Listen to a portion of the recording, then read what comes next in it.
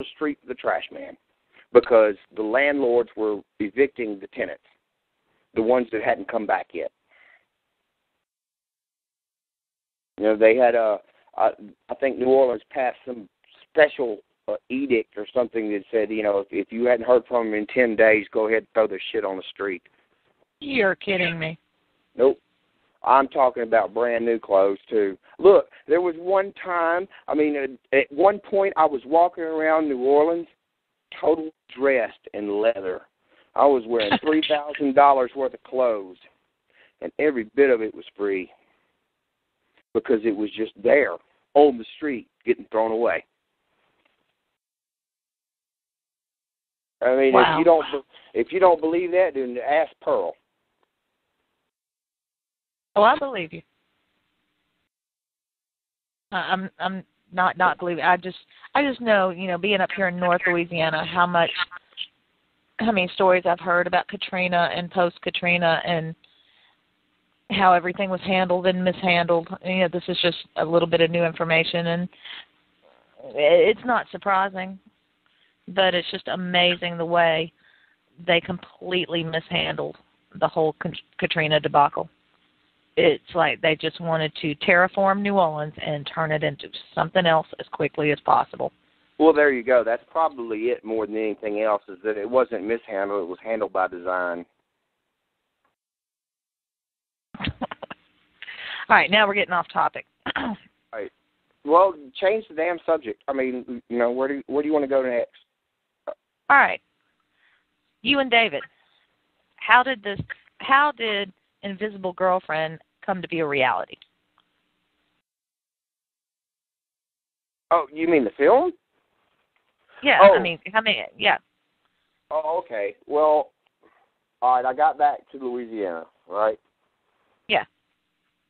And after I got back, after a couple of months, I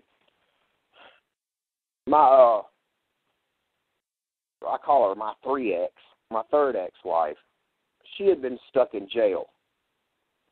And she was sitting in jail, and at the time, Ouachita Parish kept prisoners, the female prisoners, at the Richland Parish state prison instead of having them at the local parish prison because, you know, it was cheaper. But then all of a sudden that deal fell through, and they decided to move all the girls back to Ouachita Parish Jail, OCC as we like to call it.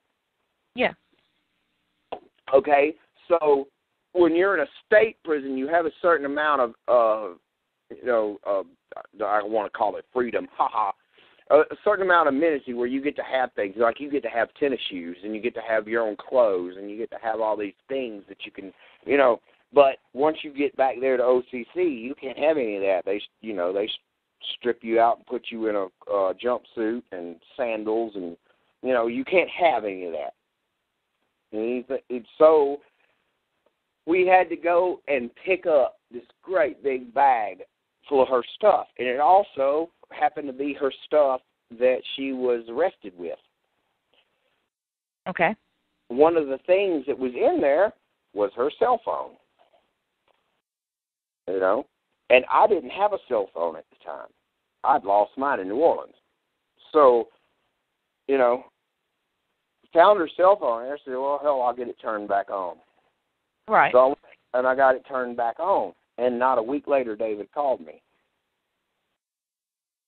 And the reason why he had called me is because one day in Camp Katrina, I was sitting there, and I had called her before she went to jail, called her just to tell her, you know, I'm sitting here in, you know, this nice place.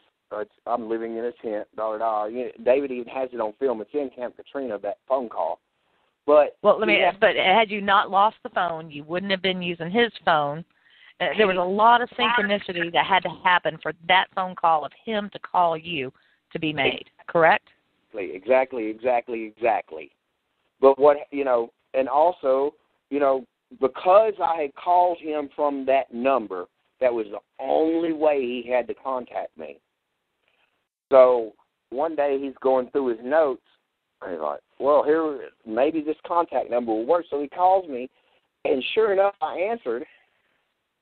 And he told me, he said, wow, I cannot believe you answered this phone. I said, look, I would not have answered this phone had I not turned it back on less than a week ago. And he said, you know what? If I had called this number and it didn't work, I would have never tried to call you again. And, you know, the rest is history, or developing history. I mean, I don't know what the hell does that mean anyway. But, you know, the point is that there's so many, you know, lovely coincidences and circumstances that have led up to where I'm sitting here right now talking on the phone with you over the internet. And okay, that's the thing that you just have to take on faith. Because she told me, she said, Charlie, come with me to New Orleans, and I promise you everything behind you will be taken care of.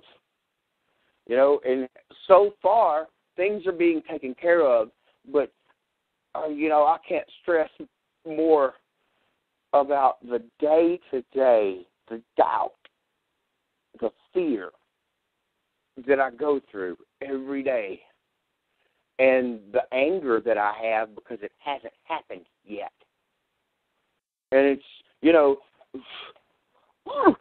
I mean, you know, I really do. When I'm alone at night and I'm by myself and I'm looking up at the crucifix, I flip that son of a bitch off and scream at him. Because it hasn't happened yet. I'm impatient. I'm trapped in this meat suit, you know. Time might mean nothing to them, but time means everything to me. I have to live every damn minute of this shit. So, but at the end of the day, I realize, yes, it's been taken care of. Yes, everything will happen as it was promised that it would happen way back there when you signed the contract. You know? So after David called you. But the point I'm trying to make is, even as they dragged Joanie out of her cell and strapped her to the burn pile, even to the moment they lit those fires and the fires consumed her, her voices were telling her, you will be delivered. Okay? Now, you know, what could she have thought about that?